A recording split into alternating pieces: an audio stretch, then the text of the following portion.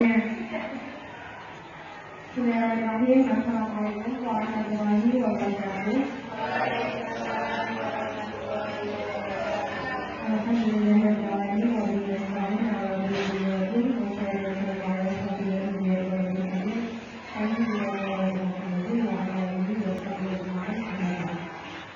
Yang kami hormati kepada selaku peserta diseminasi vaksin yang terakhir.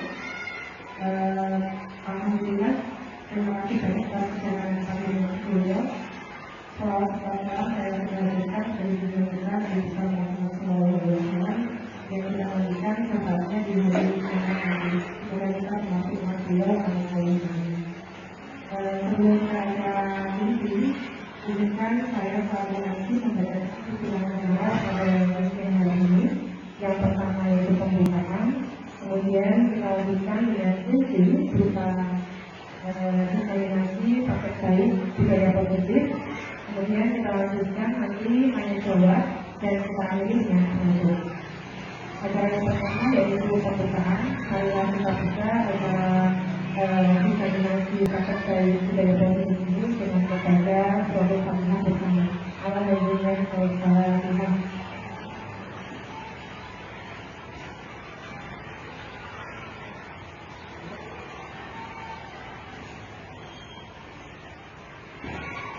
Alhamdulillah, semoga dengan Tuhan dan kita bersama bisa memberikan kelancaran pada acara pada siang hari ini. Acara yang kedua yaitu berupa diseminasi aksi nyata yang akan disampaikan oleh pada beliau kami persilakan. Bismillahirrahmanirrahim. Assalamualaikum warahmatullahi wabarakatuh. Bagaimana bagi hari ini saudara? Alhamdulillah, my body happy, positivity, all spirit, all wonder, yes. Sudah silakan kepada Sesi untuk pembukaannya. Terima kasih kepada atas waktunya pada siang hari ini. Mari kita bersama-sama sharing ilmu. Jadi saya tidak serta-merta menggurui, tetapi sharing ilmu apa yang saya dapatkan selama pendidikan guru penggerak. Nah, kali ini nanti menyebarkan pemahaman dan pengalaman penerapan budaya positif. Tentunya mungkin dari satu sampai semua tanpa kita sadari kita sudah melaksanakan budaya positif. Nah, tetapi nanti apakah sudah bagus atau kurang? Nanti kita sama-sama sharing dalam pelaksanaannya. Nah, selamat datang para budaya. Mari belajar bersama, berkolaborasi, saling mendukung demi mewujudkan disiplin positif di sekolah kita ketika. Allah Akbar.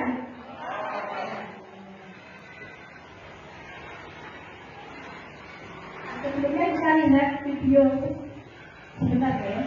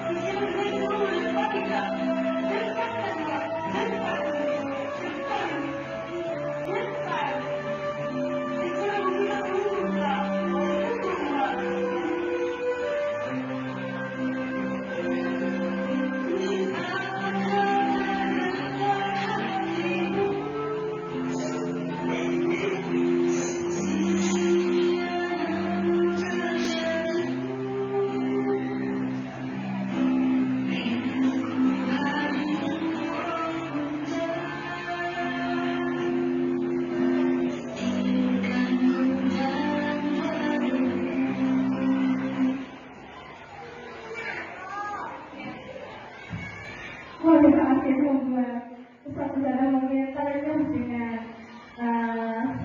penggal cerita pendek tadi. Mungkin dari satu-satu yang mau memberikan komentar terkait video ini. Monggo, komennya.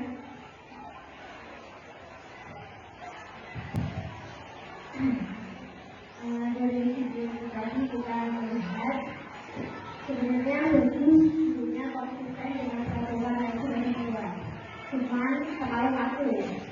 Jadi di satu sisi bahkan terlambat di beberapa kali sehingga di awal ketika terlambat memberi kesempatan kepada siswa untuk menjelaskan alasan terlambat. Tapi kan tadi di video guru tidak mau tahu. Akhirnya teman-teman mau menjadi korban. Akhirnya kan karena sikap gurunya yang seperti itu, murid memacu murid-muridnya untuk kesel, marah. Jadi yang di situ terpojokkan si Ailan. Akhirnya penasaran punya apresiasi ketika juga. Terima kasih kepada juga akan komentar dari video ya. Tentunya kita sebagai seorang pendidik tidak luput ya. Jadi tidak hanya terus murid terlambat langsung fokus pada peraturan. Kita harus dari hati ke hati kita tanya kenapa terlambat. Tentu dan teman-temannya juga ingatkan saling memberikan balasannya ya. Semoga di SD kita, di sekolah kita, usaha-usahanya baik hati dan hati semuanya ya, sama-sama ya. Dan anak-anak juga semuanya salingkan kepada teman-teman. Kita lanjutkan. Nah, ada dua pertanyaan, setuju atau tidak setuju? Yang pertama, hukuman dapat mendisiplinkan anak, setuju atau tidak setuju, saudara? Hukuman dapat mendisiplinkan anak, setuju tidak setuju, saudara? Setuju? Kurang, ada yang kurang. Nah, nanti kita. Yang kedua, pemberian hukuman dengan hal positif seperti membaca atau membersihkan halaman sekolah dapat meningkatkan disiplin anak. Setuju atau tidak setuju?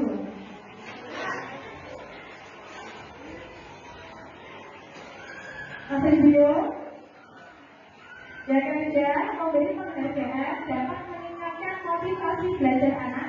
Setuju atau tidak setuju?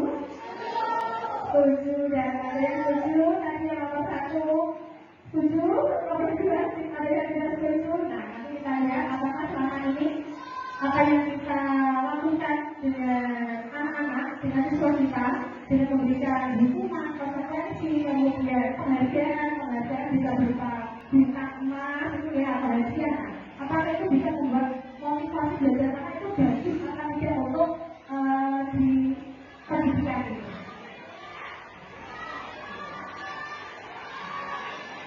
Nah, pada kali ini konsep utama budaya positif ada 7. Yang pertama nanti tentang perubahan paradigma belajar, kemudian disiplin positif. Yang ketiga, kebutuhan dasar manusia. Yang keempat, motivasi perilaku manusia. Yang kelima, posisi kontrol restitusi. Yang keenam, keyakinan kelas. Yang ketujuh adalah segitiga restitusi. Jadi nanti pada waktu selanjutnya kita akan belajar bersama-sama mengenai konsep modul budaya positif. Nah, yang pertama, pembelajaran dengan paradigma baru. Pembelajaran dengan paradigma baru dirancang berdasarkan prinsip pembelajaran yang diferensiasi, sehingga setiap siswa belajar sesuai dengan kebutuhan dari tahap perkembangannya untuk mewujudkan profil pelajar Pancasila. Nah, tentunya usaha-usaha tidak asik ya dengan pembelajaran diferensiasi. Tentunya dari panjenengan semua sudah ada yang pernah melaksanakan. Dan memang kita juga sudah melaksanakan kurikulum merdeka. Tentunya harus pembelajaran diferensiasi. Pembelajaran diferensiasi itu apa kemarin ada yang masuk kan? Pembelajaran yang kita tidak jelas yang mengatakan kemampuan atau daya belajar anak satu kelas itu sama. Maka setiap anak itu memiliki daya belajar yang berbeda-beda. Mungkin bisa jadi suka dengan audiovisual, kemudian ada yang produk atau pakai, kemudian suka dengan bahasa. Jadi dengan pembelajaran diferensiasi ini, tentunya kita bisa melihat belajar anak masing-masing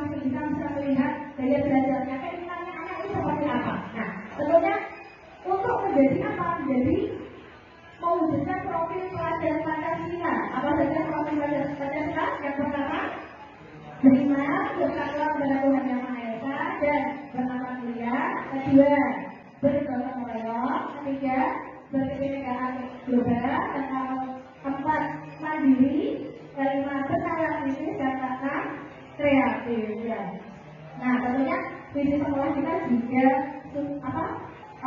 dalam indikatornya juga sudah ada proses untuk menuju pelajar profil Pancasila.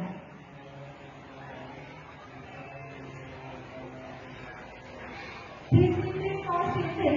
Nah, suatu saja ketika mendengar kata disiplin itu seperti apa? Harus apa? Oke, berkaitan dengan apa biasanya?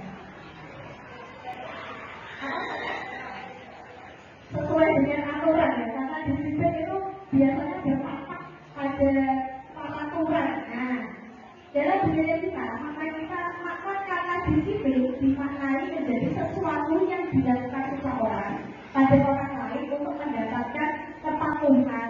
Kita cenderung menghubungkan kata disiplin dengan ketidaknyamanan. Nah, biasanya kalau mendengar disiplin dengan peraturan terus tidak nyaman. Nah, takutnya nanti terlambat sekolah terus dapat hukuman. Nah, kemudian kalau tidak masuk kerja nanti bapak gaji. Nah, jadi tidak nyaman gitu ya, dari membawa ketidaknyamanan. Sebagai ini, tujuan kita adalah menciptakan anak-anak yang memiliki disiplin diri sehingga mereka bisa berperilaku dengan mengacu pada nilai-nilai kebajikan universal dan memiliki motivasi intrinsik bukan ekstrinsik. Nah, jadi kita seiring berjalannya waktu kita membiasakan atau membudayakan disiplin itu dari dalam diri anak. Jadi tadi berapa sekolah itu disiplin kemudian bukan karena takut terlambat sekolah atau nanti dihukum, tetapi itu adalah tanggung jawabnya mereka. Kalau aku tidak masuk sekolah atau aku terlambat sekolah, ada nggak?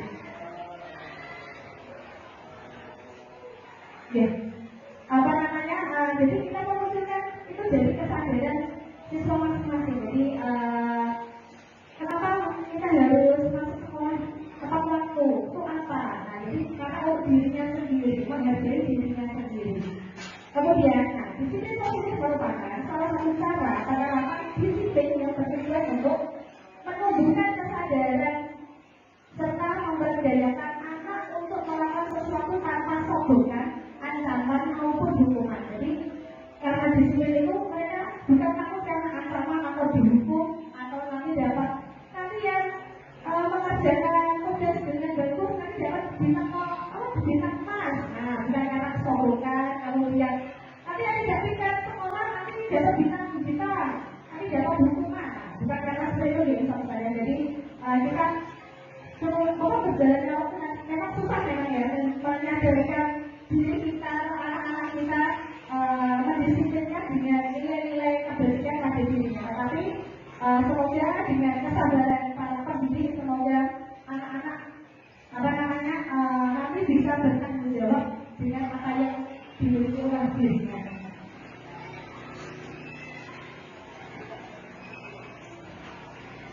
Tentunya dalam kita sebagai manusia ada kebutuhan dasar yang itu memang kodenya kita harus memiliki ini ya. Yang pertama adalah bertahan hidup ya. Kebutuhan dasar manusia itu adalah yang pertama adalah bertahan hidup. Bertahan hidup ini lebih ke fisik ya. Jadi kita perlu makan, minum, kemudian ada istirahat, tidur, ada tempat tinggal. Nah, begitu juga dengan anak-anak. Kalau jamnya sebentar lagi istirahat, ayo dan istirahat, sudah lapar. Nah itu kebutuhan itu mereka karena jamnya saatnya istirahat sudah lapar ya. Anaknya yang bertelepon, ayo dan istirahat karena aku sudah lapar. Nah itu karena kebutuhan hidup manusia seperti itu ya. Yang kedua adalah kasih sayang dan rasa diterima. Kalau ini tentang psikologis. Jadi anak-anak itu ya kita juga perlu mendapatkan kasih sayang yang sama, kasih sayang dari satu saya, kemudian rasa diterima oleh teman-temannya yang ingin dikucilkan, yang ingin kalau misal ada temannya main bareng dia itu dia harus bisa memang itu rasa diterima, dia harus bisa mendapatkan juga. Nah, kita sebagai pendidik memang harus jeli karena anak-anak kita tidak hanya satu, hampir 30 anak ya. Jadi kita harus bisa memberikan rasa kasih sayang yang maksimal tentunya. Yang ketiga, penguasaan. Nah, penguasaan ini berkaitan tentang apa namanya harus diakui. Nah, ini loh aku tadi apa namanya yang membantu mbak ini. Nah, penguasaan dari harus apa namanya anak itu diakui sama dan tentunya kita juga harus apa namanya bisa dilihatkan ke teman-teman. Yang keempat adalah kebebasan. Nah, kebebasan. Jadi kadang anak kita juga hanya tidak ingin terikat oleh peraturan. Jadi ingin bebas kemauan pilihan sendiri ya. Jadi kita misal ingin mengajak apa namanya belajar dengan praktek ini ada tidak mau pilih yang lain saja. Nah, jadi dia memang ada bebasannya sendiri. Yang terakhir adalah kesenangan. Nah, ini adalah rasa senang. Jadi wajar ya. Jadi kalau anak-anak memang belajar anak-anak itu adalah bermain. Jadi memang kita turun dia 15 menit atau 20 menit gitu ketika masa ujian apalagi ya setengah jam udah selesai habis itu boleh gambar dan itu adalah kesenangannya dia gambar kemudian boleh main di belakang memang adalah rasa senangnya mereka ingin dipenuhi jadi kita juga sebagai pendidik juga kesenangannya apa mungkin teknik kemudian jajan nah jadi memang kehidupan manusia itu untuk kesenangannya berbeda-beda. Jadi kelima ini sangatlah harus kita penuhi dan tentunya tidak membebani dengan orang lain. Selanjutnya, nah tadi untuk motivasi perilaku manusia itu ada yang latar belakang ini, yang latar belakang dia tadi ada kebutuhan dasar manusia. Motivasi merupakan dorongan yang timbul pada diri seseorang secara sadar atau tidak sadar untuk melakukan sesuatu tindakan dengan tujuan tertentu. Nah, ada tiga. Yang pertama, karena menghindari ketidaknyamanan dan hukuman. Nah, murid melakukan disiplin diri karena ia takut dihukum. Ini merupakan motivasi intrinsik. Nah, tadi semisal apa namanya datang sekolah biar apa namanya tidak terlambat takut dihukum. Nah, jadi itu masih motivasi dari luar, belum dari dirinya ya. Kamu kenapa kok? Kapan kamu berangkat ke sekolahnya? Iya, karena takut dihukum sama saja. Nah, itu masih dari luar ya saudara. Dia takut takut hukuman. Yang kedua, mendapatkan imbalan atau penghargaan dari orang lain. Boleh melakukan disiplin diri karena ia ingin dapat imbalan. Ini merupakan motivasi intrinsik juga. Jadi semisal dari misalnya ada yang bintang ya, bintang prestasi, bintang emas atau bintang emas atau bintang hitam, bintang emas itu jika melakukan kebaikan mereka atau prestasinya naik, kemudian kalau bintang hitam itu apa namanya mungkin melakukan kesalahan atau apa gitu ya. Jadi ini masih motivasi dari luar karena dia mendapatkan penghargaan atau imbalan. Dia nanti dapat bintang nanti apa namanya biar bintang itu banyak begitu. Yang ketiga, menghargai nilai-nilai kebajikan dari diri sendiri. Boleh melakukan diri sendiri karena sadar akan nilai kebajikan dirinya. Ini merupakan motivasi intrinsik. Nah, ini adalah yang motivasi dari dalam atau dari dalam diri kita sudah menyadari dari dirinya bahwa masuk sekolah, tepat waktu, kemudian mengerjakan PR itu karena dia kebutuhannya, tanggung jawabnya tidak bisa karena satu sama ada secara hubungan gitu ya. Selanjutnya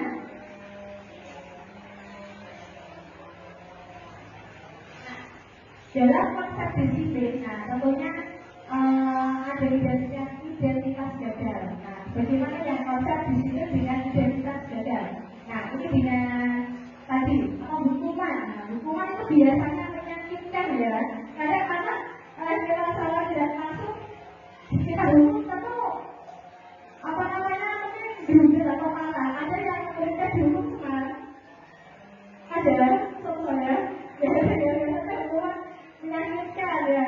Kadang kita juga suka seperti saudara memberikan hukuman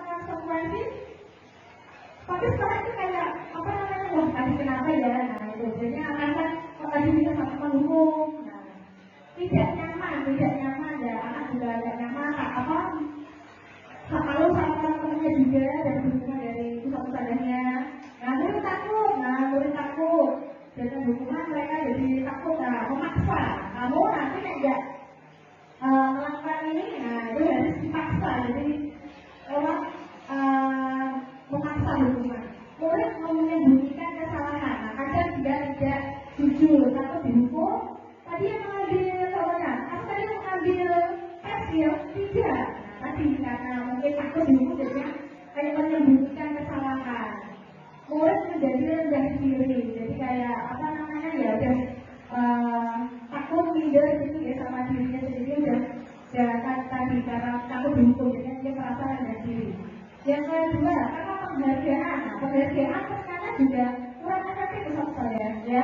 Jadi kayak penghargaan itu kayak ya dijadikan seketika. Setelah itu anak melakukan apa itu ya? Karena penghargaan itu tadi ya tidak efektif. Jadi apa namanya saat itu juga merusak hubungan antar sifat kiri. Yang dapat itu saja ya nah kadang gitu ya. Sampai kita sadari anak-anak itu ya merasa ini ya mungkin dia sudah sepanjangnya itu kurang maksimal aja yang lebih baik dari temannya. Jadi karena saya juga dulu sudah pernah melaksanakan dulu waktu di kelas 3 itu memang ya sebenarnya efektif, tapi ya lambat laun memang ada kalau memang ya dapat itu saja orang udah males dan anak udah males sendiri. Yang ketiga memastikan kreativitas, misal apa? Aku melakukannya sudah dapat bintang kok, aku nggak mau yang lain, ada kayak tak gitu, dibikinnya ada kayak segini aja aku udah dapat, apalagi, nah dia nggak mau mengembangkan kreativitasnya lagi. Mendukung dengan sistem training, kita nggak boleh ya membuat training, sangat terikat karena apa namanya dalam prestasi apalagi kita nggak boleh melibatkan training anak-anak di kelas ya. Takutnya anak-anak yang trainingnya normal di bawah itu jadi kayak apa namanya ya tadi minder. Yang terakhir merawat dan menghargai dirinya.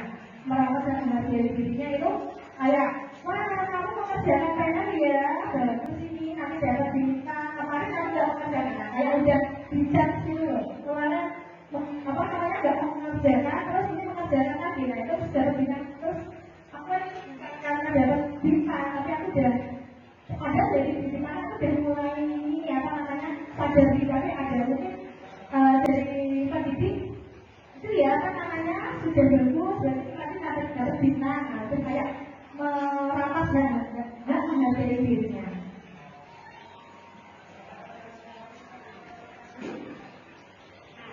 Konsep disiplin dengan identitas sukses dan sukses itu ada dua.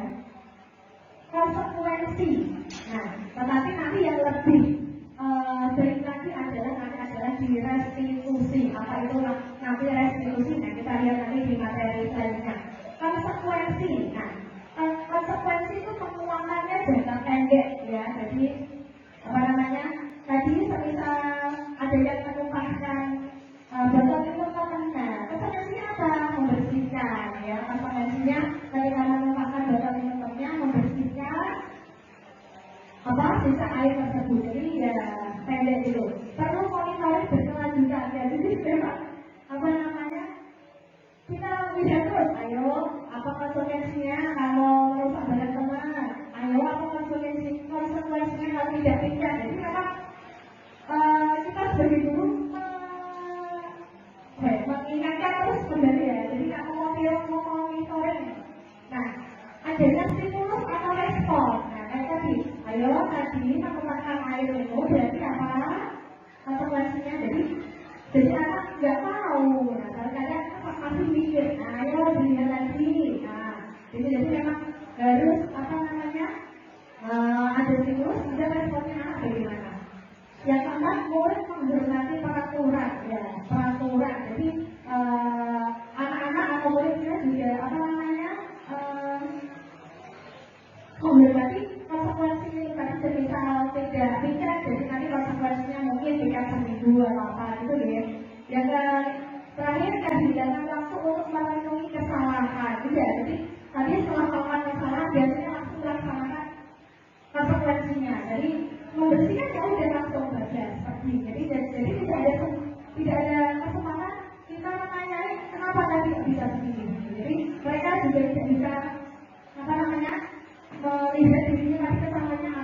bisa berbeda atau tidak. Itu ya, jadi kehilangan waktu untuk merekoni kesalahan. Nah ini konsep disitu dengan identitas sukses kita melakukan restitusi. Nah, murid bertanggung jawab untuk perilakunya. Ya, misal tadi menumpahkan air botol minum temannya.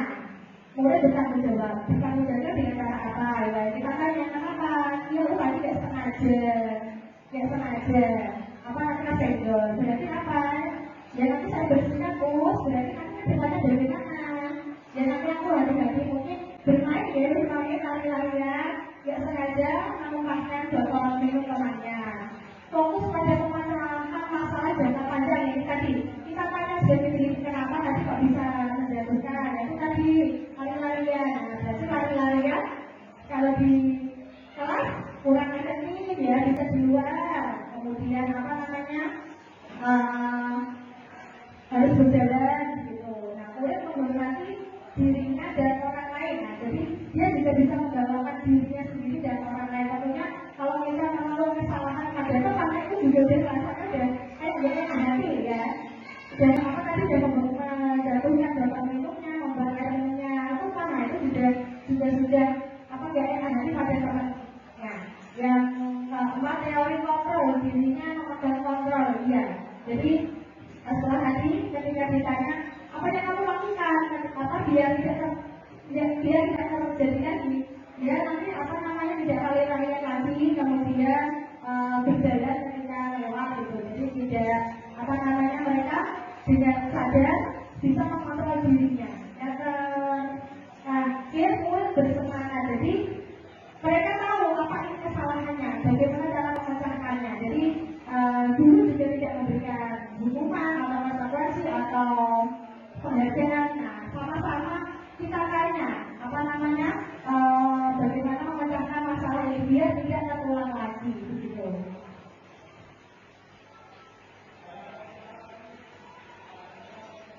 Nah, yang selanjutnya konsep disiplin. Nah, tadi sudah kita singgung ya, konsep disiplin pendekatan restitusi. Nah, sebuah cara menanamkan disiplin positif pada murid. Apa itu restitusi? Pengertian restitusi adalah proses menciptakan kondisi bagi murid untuk memperbaiki kesalahan mereka sehingga mereka bisa kembali pada kelompok mereka dengan karakter yang lebih kuat. Dari dosen 2004. Dari pengertian ini juga ternyata ini kita sebagai pendidik harus bisa tadi mungkin ada memperbaiki kesalahan mereka.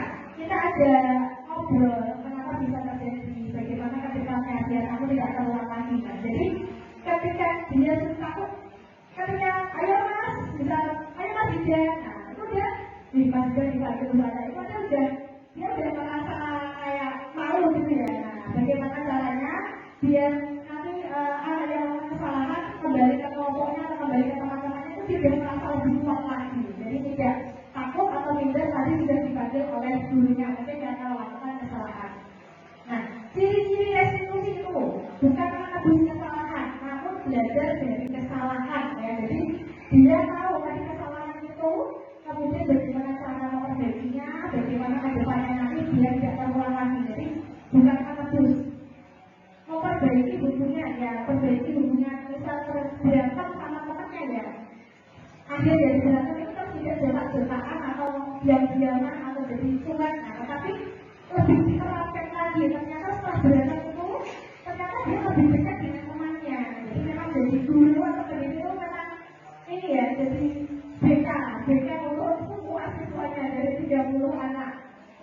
Tawaran bukan paksaan. Nah, jadi kalau di restitusi itu kita menawarkan bukan paksaan. Nanti kamu harus melakukan ini bukan, tapi kita tanya dulu apa yang kamu lakukan biar tidak terulang lagi. Gitu biar dia pikir dia nanti bisa pasang awal terus atau begitu. Menuntut anak, menuntut untuk melihat ke dalam diri ya. Semisal kita lanjut dengan pertanyaan tadi kenapa bisa terlambat. Nah, dia kayak meresapi dirinya. Dia karena aku kurang menghargai waktu gitu. Mencari kebutuhan dasar yang mendasari tindakan. Nah, kayak tadi dia lari-larian itu mungkin karena dia senang ya, duduk di kursi anak itu dia nggak suka, dia suka dia lari-larian karena dia kesenangan dia, kebutuhan dasarnya itu apa tadi, karena lari-larian tadi dia tanpa sengaja menyenggol botol minum temannya, dia suka didasari oleh kebutuhan dasar kesenangan, dia karena pengen lari-larian senang ya, tanpa disadari dia ternyata membuat botol minum temannya lupa. Yang terakhir menguatkan dan fokus pada solusi. Nah, di restitusi itu kita menguatkan pada anak atau kita fokus solusinya bagaimana ke depannya. Jadi sama-sama. Bagaimana jika lupa mengerjakan PR, kemudian bagaimana jika terlambat sekolah. Nah, kita memberikan solusi anak nanti kita arahkan gitu.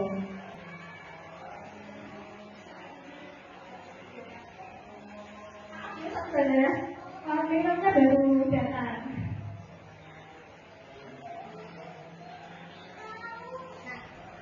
Ini ada sebuah kasus siswa sering tidak mengerjakan PR. Nah, kita lihat dari segi hukuman.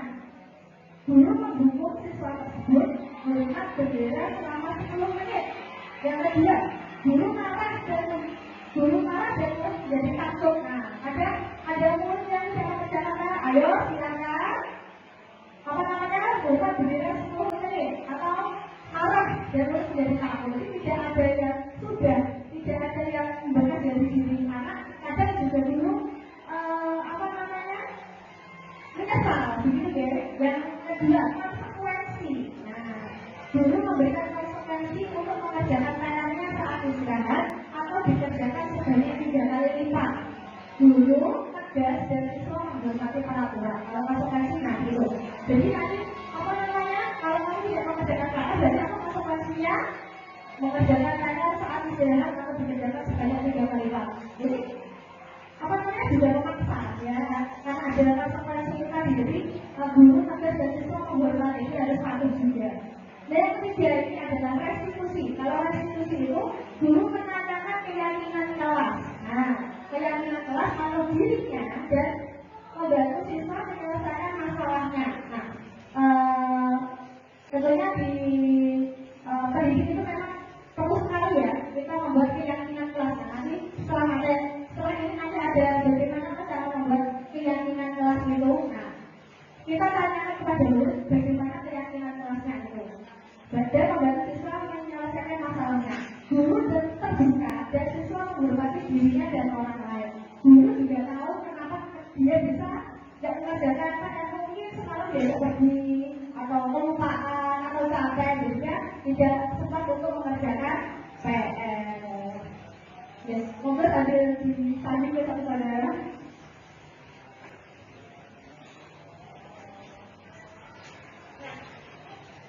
Tadi kita sudah berkaitan dengan hukuman, konsekuensi, restitusi.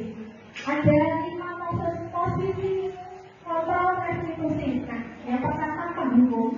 Kita sebagai pendidik ini penghukum, ataukah membuat rasa bersalah, atau kita sebagai teman dengan murid kita, atau keempat kita sebagai pemantau, atau yang paling tinggi ini adalah sebagai manajer satu saja. Jadi ketika kita menangani kesalahan murid kita itu posisi yang saat ini sudah bagus dan maksimal, kita bilang kita sebagai manajer. Nah, kira-kira saudara setelah manajer jadi apa? Sebagai apa? Mungkin tanpa kita sadari sebenarnya kita sudah manajer. Ya, kita ketika ada orang kesalahan itu kita tidak luput menanyakan ya kenapa kok bisa begini ya. Mungkin pusat-pusat dari sini juga sudah melaksanakan sebagai seorang manajer. Ya, kalau saya biasanya ada pemantau, kalau saya masih pemantau ya, jadi ayo apa konsekuensinya, jadi saya memang masih mengingatkan konsekuensinya. Begitu saudara ada lagi mungkin? Enggak ya, insya Allah untuk SD ini ke depannya akan menjadi pendidik sebagai seorang manajer. Amin, amin ya Rabbal alamin. Nah, kita lihat ada sebuah video.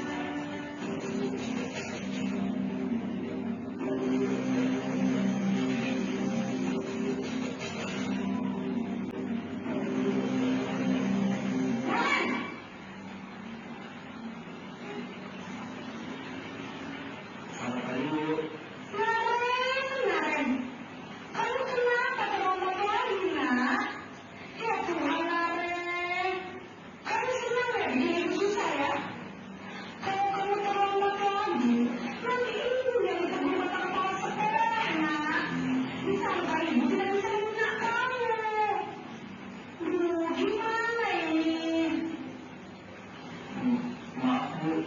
Gusti Naren. Kamu suka kalau ibu pakai kepala sekolah. Terus, sekarang ibu harus tulis apa yang ibu absen? Ibu kan pesan terlambat loh. Ibu harus apa coba? Maaf Bu, maaf sekali.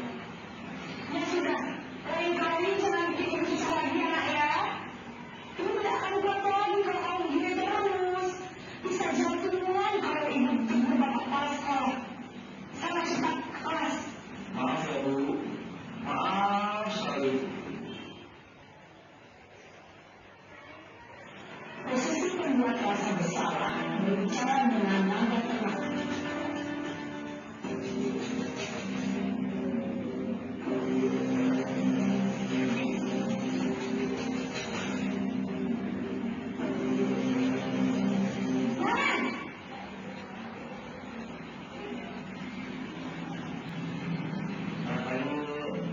Wah, sudah jam berapa nih nak? Terlambat lagi ya sayang.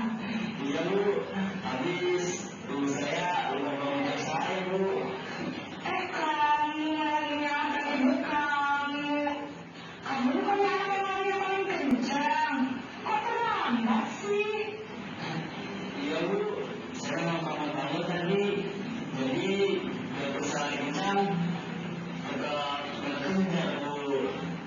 Ya sudah sana, nanti lain kali larinya lebih kencang lagi ya. Biar gak terlambat lagi. Bikin senang ibu, demi ibu. Bisa kan? Bisa lah Bu. Ya sudah sana masuk kelas. Ibu beresin urusan absen kamu. Kamu ini ada saja.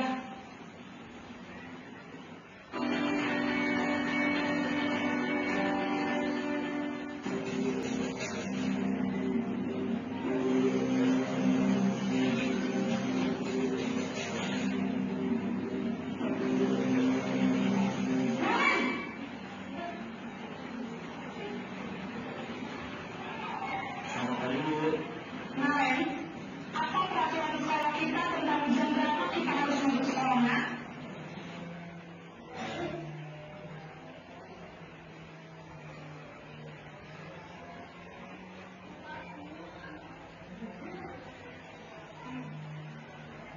Maaf, besok banget sinyalnya mungkin.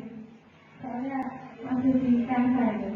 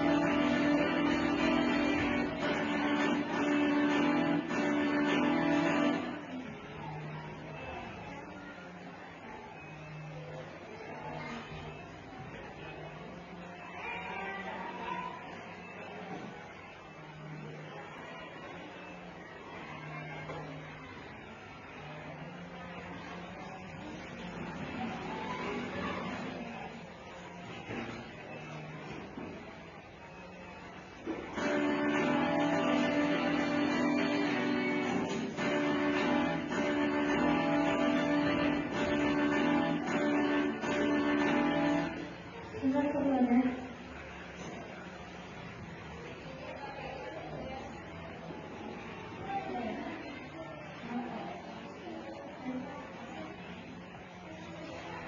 Makin ada tapi dulu pertama ya, kelihatan ya. Perjalanan hari ya. Saya harus bilang kita selamat pagi. Makanya, Lalu saya harus bilang kelas.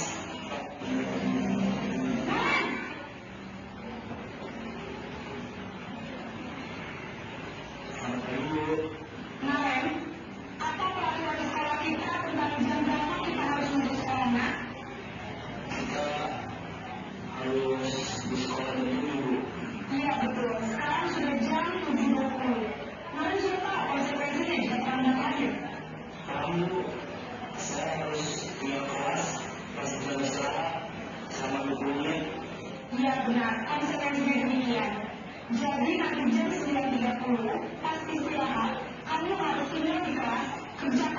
tambahan untuk kepentingan kamu, ya? Baik, Bu.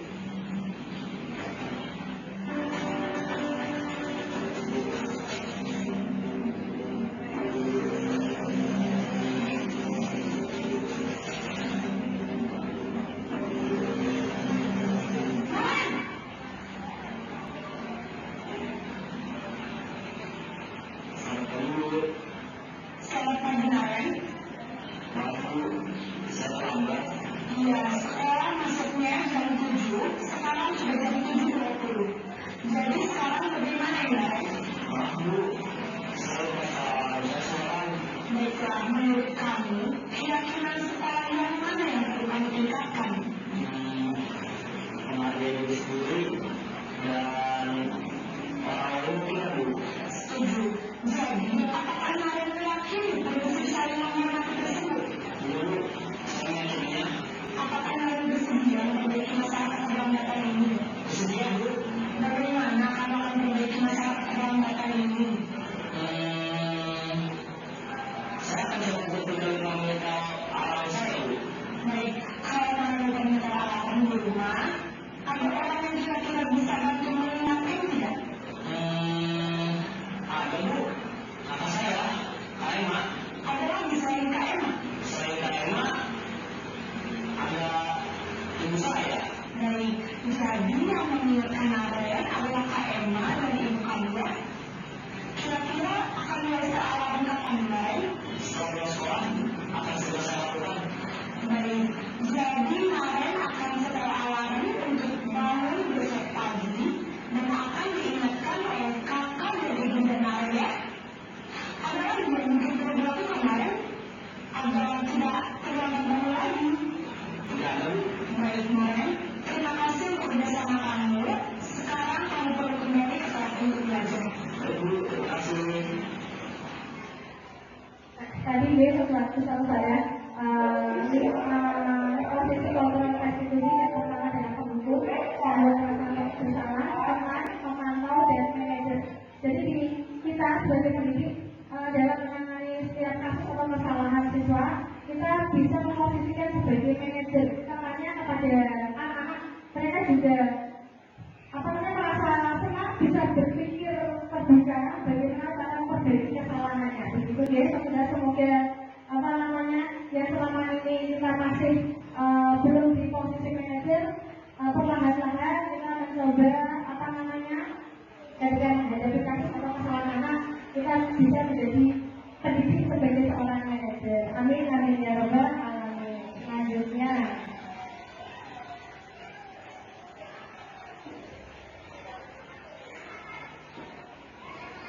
Nah ini tadi ya, contohnya siswa ketika datang ke sekolah menghukum, patuhi aturan sekolah, lalu berdiri di depan kelas, membuat rasa bersalah. Berapa kali ibu guru harus memberitahu kamu, ibu guru kecewa sama kamu. Teman, ayolah yang penting bagi guru bangga. Kali ini tidak apa-apa kamu salah. Pemantau, kamu sudah belajar. Apa peraturan dan konsekuensinya? Yang terakhir adalah posisi yang win-win solution ya, manajer. Apakah kamu tahu kesalahanmu? Kira-kira bagaimana kamu akan memperbaiki kesalahan ini? Nah, itu tadi adalah 5 posisi kontrol restitusi pada pendidik. Nah, selanjutnya adalah keyakinan kelas. Tadi sudah kita singgung apa itu keyakinan kelas. Mengapa keyakinan kelas? Mengapa tidak peraturan kelas saja? Ada yang bisa membedakan? Kenapa harus keyakinan kelas? Mengapa tidak peraturan? Apa saja? Pakainya bisa? Enggak? Ya, kalau keyakinan itu dibuat berdasarkan peraturan itu ada satu sisi paksaan. Soalnya kalau ini harus ini, tapi kalau keyakinan itu berdasarkan keyakinan bersama harus diskusi bersama. Dia meyakini hal ini dari sebelumnya dilakukan karena senang, bukan karena paksaan. Mungkin itu. Ya. Terima kasih sudah bisa betul ya. Keyakinan itu dari diri, jadi membuatnya bersama-sama. Dulu siswa bersama-sama. Untuk kelasnya ada pembelajaran kelas itu nyaman, enak, menyenangkan. Kalau peraturan biasanya memaksa.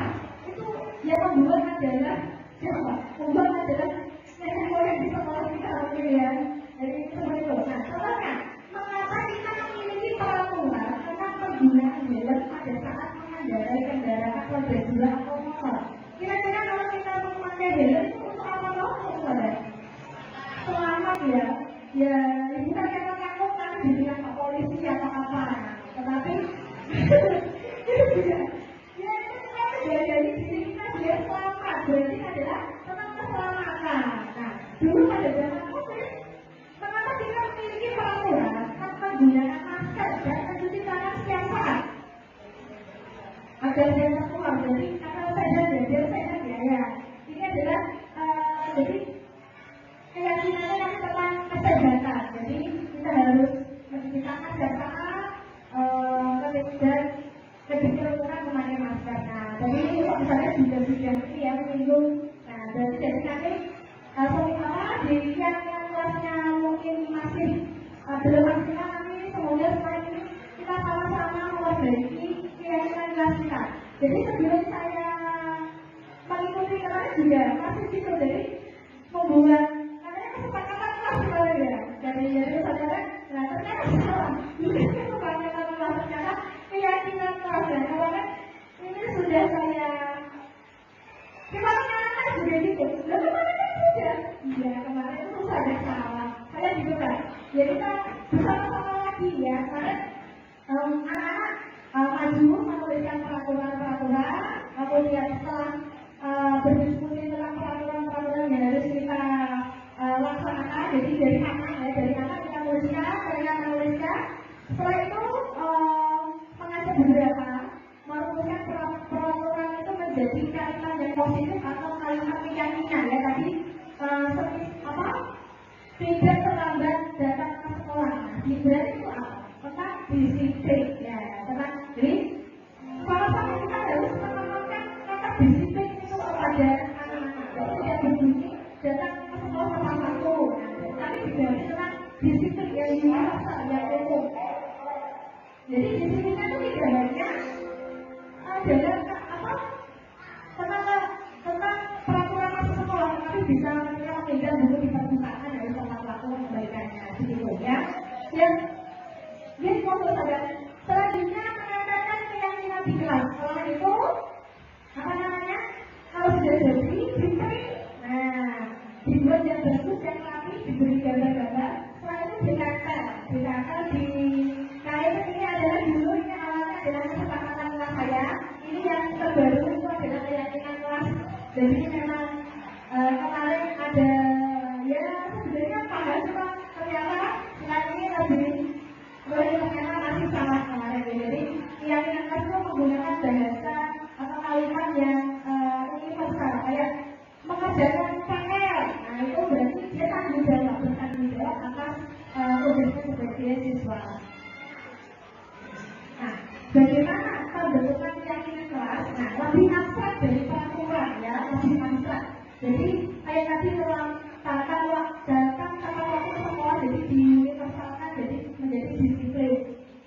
Berupa pernyataan universal ya, jadi untuk semuanya dibuat dalam bentuk positif ya. Kami yakin bahwa kami kelas 5 yakin menjadi disiplin.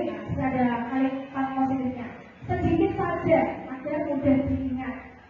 Yang kelima, sesuai dengan kondisi kelas dan sekolah agar mudah diterapkan. Ini harus disesuaikan dengan kondisi kelasnya masing-masing. Atau di kelas sama-sama kelas 5A sama D itu beda.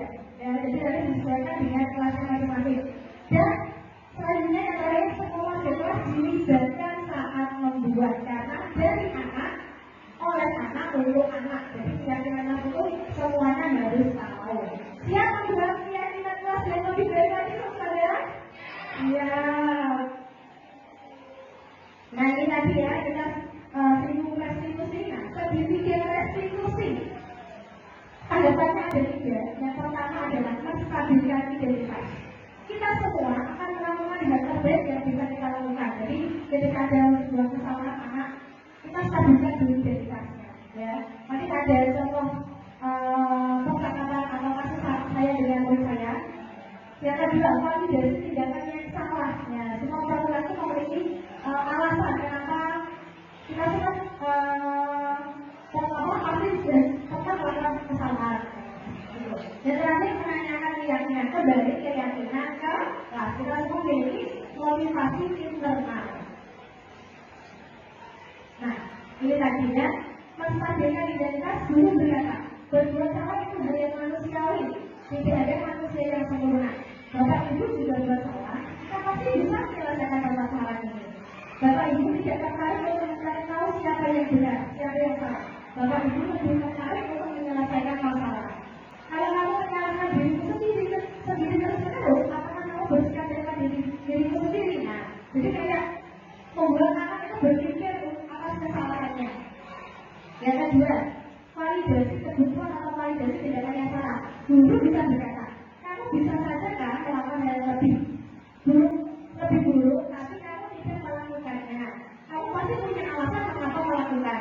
Apa yang penting bagi kamu boleh tetap berusaha menjaga sikap itu, tapi tambahkan sikap yang lain yang baru. Maukah kamu belajar sama lain untuk mendapat yang kamu butuhkan tanpa harus mengukur? Apakah kamu bisa melakukan dengan lebih baik besok lagi? Nah, itu adalah kata-kata validasi kebutuhannya.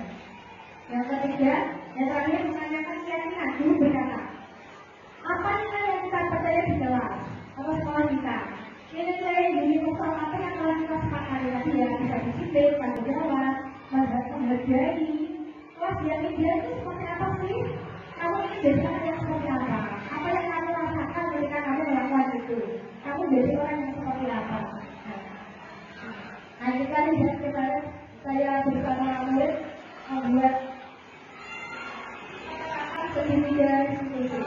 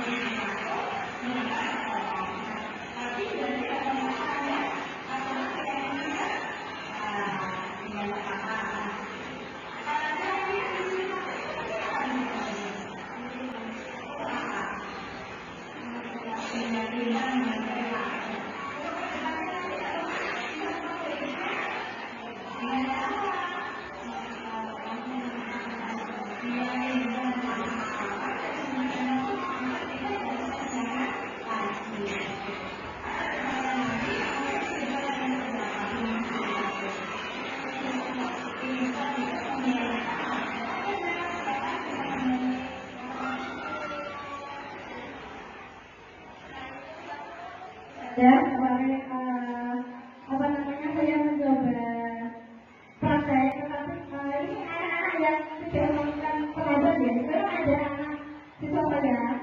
Kemarin saya tanya, sebenarnya kalau saya biasanya kasih konsultasi itu semua apa enggak? Karena kan tidak pernah kan? Karena konsultasi yang kemarin itu ketika terlambat, dia harus sholat duha di kelas 11. Nah, kemarin saya menerapkan restitusinya, dan alhamdulillah besoknya dia berangkat. Saya atur jadwal memang.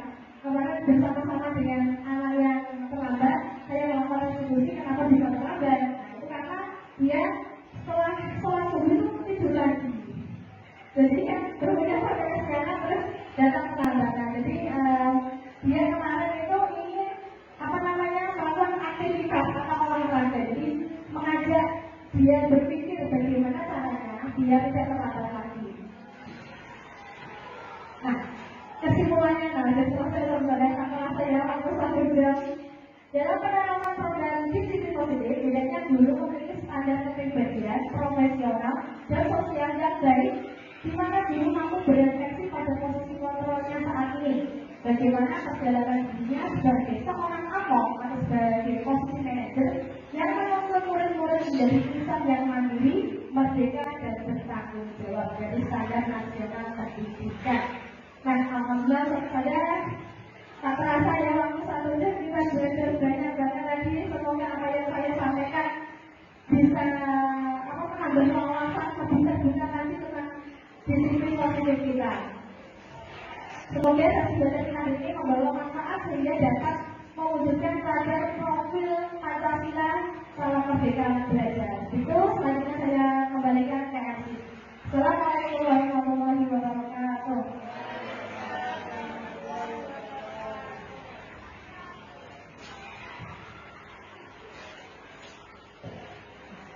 Sebenarnya pemaparan ya diseminasi praktek baik dari teman-teman terkait dengan budaya positif. Semoga dari teman-teman kalau ada pertanyaan atau sesuatu yang kamu buat bisa ditanyakan. Contoh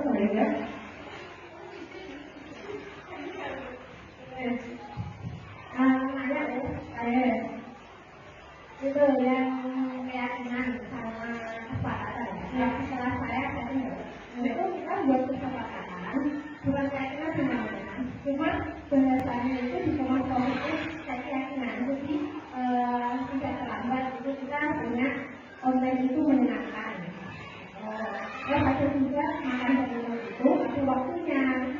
Terus ada juga izinmu terminal apapun. Maksudnya kalau keluar kelas itu ada isinya nah, tapi di situ ada konsekuensi kita sepakati bersama. Nah, terus saya tanyakan kalau keyakinan itu berarti tidak ada konsekuensinya ya? Itu satu ya. Terus yang kedua, itu tadi kalau kita restitusi ya, kan ada institusi anak itu kalau anaknya kooperatif kan anaknya nyambung ya, tidak diskusi ya.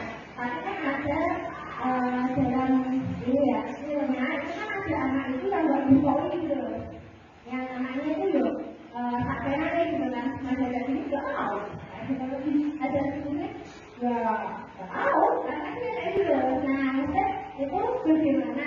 Atau kita perlu mencari waktu yang pas, atau mungkin ada tipsnya bagaimana ketika ngobrol dengan anak, kalau waktu itu dan ini bacaan tidak ngobrol, ternyata kan tidak ngobrol dan masih kayak gitu deh.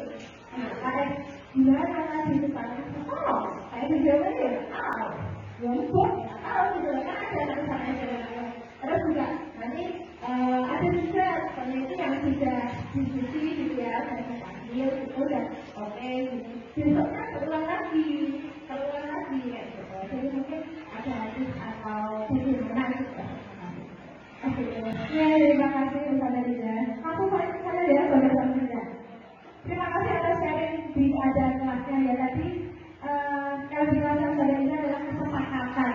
Terus bertanya, keyakinan itu berarti tidak ada konsekuensinya. Iya, tidak ada konsekuensinya. Jadi kita memang tidak harus saat itu bisa membuat anak menghargai nilai-nilai kebajikan dalam dirinya sebenarnya. Memang butuh waktu, butuh proses. Karena memang tipe anak itu ya ada yang gampang, ada yang ya begitu ya.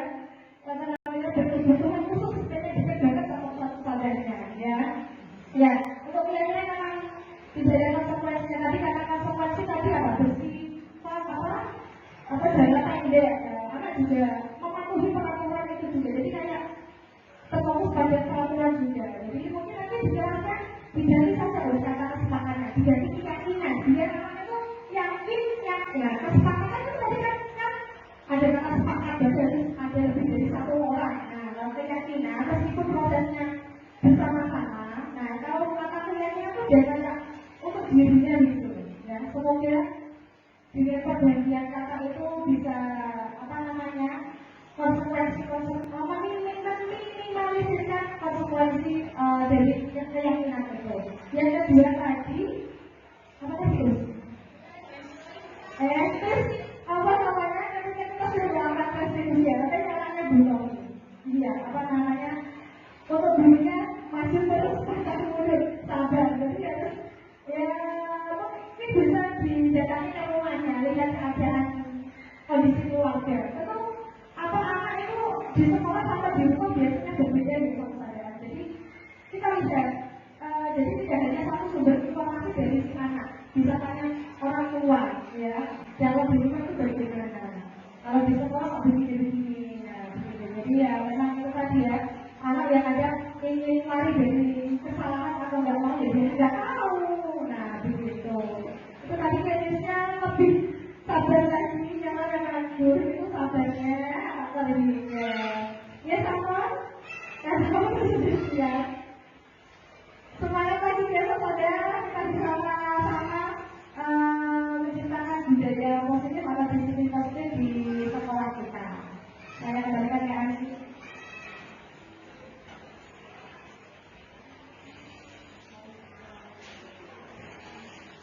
Demikian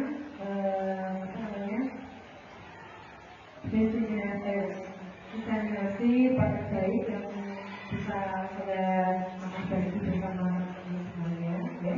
Karena waktunya sudah siang juga, saya sudah ada yang belajar. Kita cukupkan sampai sini, ya. Yang lebihnya mohon maaf. Kita tutup dengan membaca hamdalah bersama. Suara tertulis, subhanallah